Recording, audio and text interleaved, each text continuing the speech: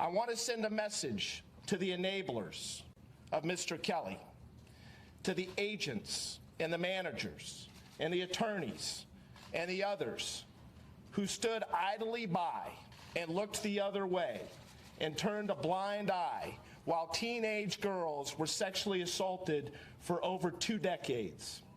I will not rest until each of you is brought to justice. We will uncover evidence relating to your participation in these crimes. Mr. Kelly did not do this alone. He did so with the assistance of all of these folks. And it was all, let's be clear, in the interest of money. Everybody ain't got $100,000 sitting around. He said, but damn, just you could have shown me some love and say, well, I came in with $100. He goes $500. And I told him, God is showing you who for you and who against you. He been showing you that, Rob. And sometimes it takes things like this for you to humble yourself. I said, you got to humble yourself, baby. So then she put on there, I met R. Kelly in December of 2015 on a boat. Who the fuck having a boat party in Chicago in December? Now, Don Russell with his snaky ass, he went and did an interview while we was in Biggs the night that Rob got released and told them, I met him on the boat, I ain't know him, this, that, and the third. So I had to call this motherfucker and check him like, first of all, bitch, if I did just know him off the boat, who told Rob said, who the fuck told you to go down there and do an interview? I got my motherfucking money in 3 days with 10% interest. So guess what? I'm like a loan shark in a motherfucking bank. I got my $100,000 back, and I'm gonna send you a copy of the cashier's check in 3 days. Plus, I made $10,000 just off him saying thank you for doing this for me.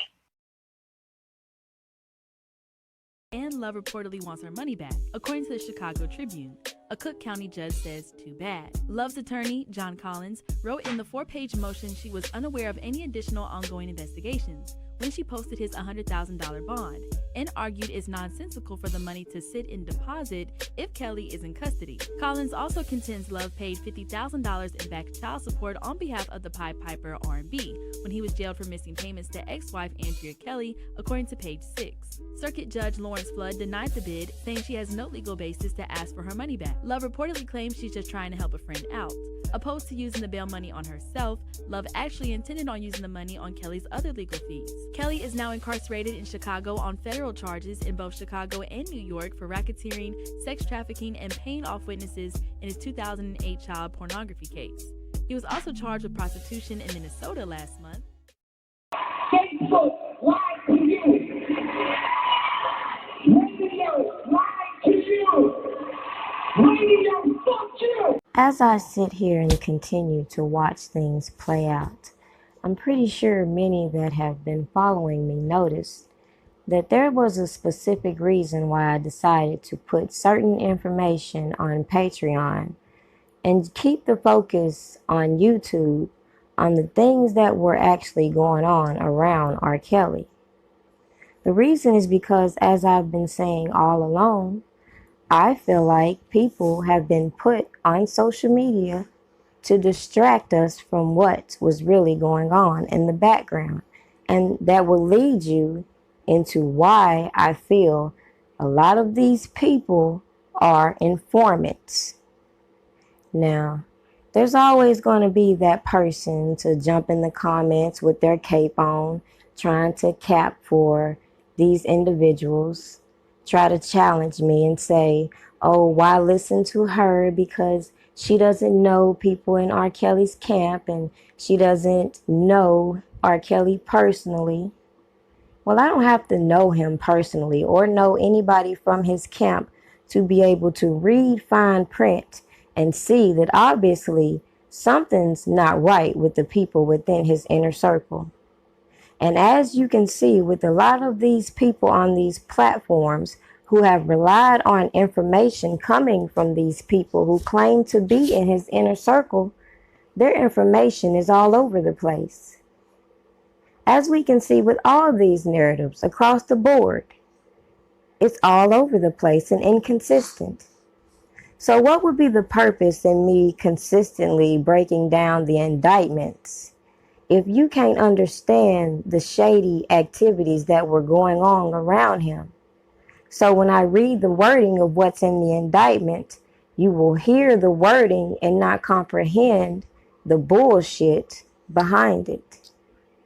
Now, as I said long ago, there's so many people want to keep the focus off of, which now, when people want to back away from people, they'll have no problem getting on their platforms to address things. Meanwhile, when all kind of other bogus information is floating around, you never hear them address things. When they do address things, it's always misinformation. But yet, I challenge these people that think these people are so legit to make this shit make sense. As I said long ago, even to these people that are so obsessed with other bloggers, these people will say one minute people don't know him and then make a big deal about them, keeping all this commotion. Why is that? Have you ever thought that maybe, yet again, some people are just pushing certain buttons that people are trying to avoid? So when I hear that Tasha K has met with R. Kelly's people, it got me to wondering, after reviewing everything that I've seen, all these chats I've been in, all these platforms I've seen the most on, I just wonder, what manager did she speak to? Considering from what I've heard, the only manager on record for R. Kelly is James Mason.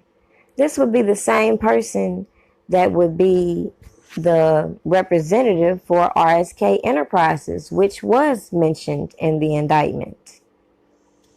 As I speculated long ago, I feel like majority of this stuff coming at R. Kelly is primarily because of the shady activity going on around him.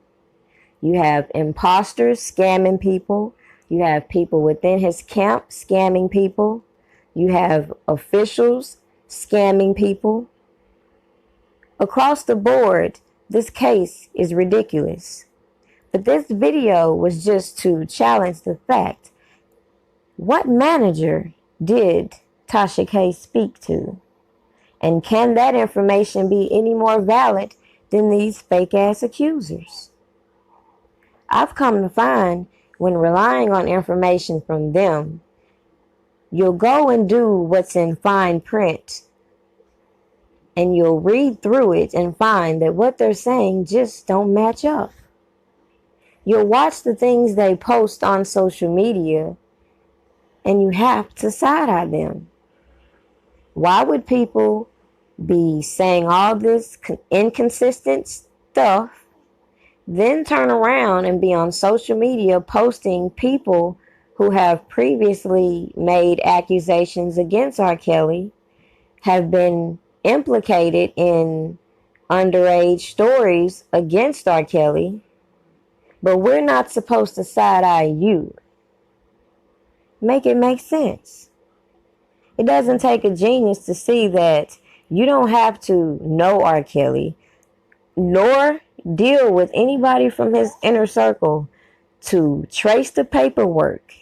Look at all these miscellaneous lawsuits that popped out and correlate the fact that it's very coincidental that a lot of these lawsuits and backdoor deals and bullshit that was going on came around the time that these accusers came up. So it wouldn't be hard to believe that these were just opportunities to embezzle money.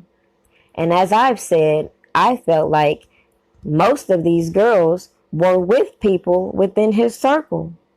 So when you think back on people like Avenatti, who implicated all these people as enablers, when you see these people coming on platforms pushing that enabler propaganda, and then you have these people that claim to be within his inner circle coming out doing all this suspect shit, it should be no surprise as to why R. Kelly sits where he sits. And it has nothing to do with guilt.